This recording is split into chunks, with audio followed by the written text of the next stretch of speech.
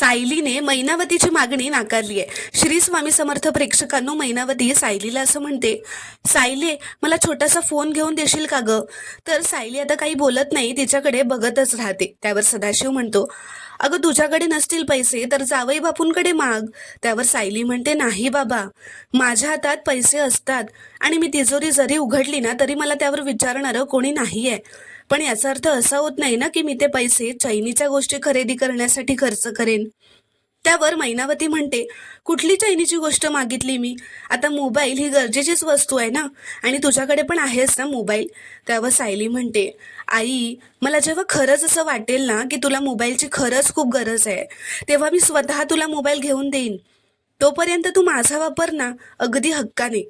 आणि तू बघितलंच नाही, यांनी माझ्या बहिणींना पण किती घसघशीत ओवाळणी दिली आहे। ते सगळं करतायत आई, म्हणून त्यांचे पैसे असे मोबाईल आणि फोन घ्यायला वापरणं मला खरंच पटत नाही ग। असं म्हणत सायलीने आता मैनावतीची मागणी सरळच नाकारलेली असते। प्रेक्षकांनो, तुम्हाला जर का हा शॉर्ट रिव्ह्यू आवडला असेल तर व्हिडिओ लाईक करा, कॉमेंट करा व चॅनलला प्लीज सबस्क्राईब करा।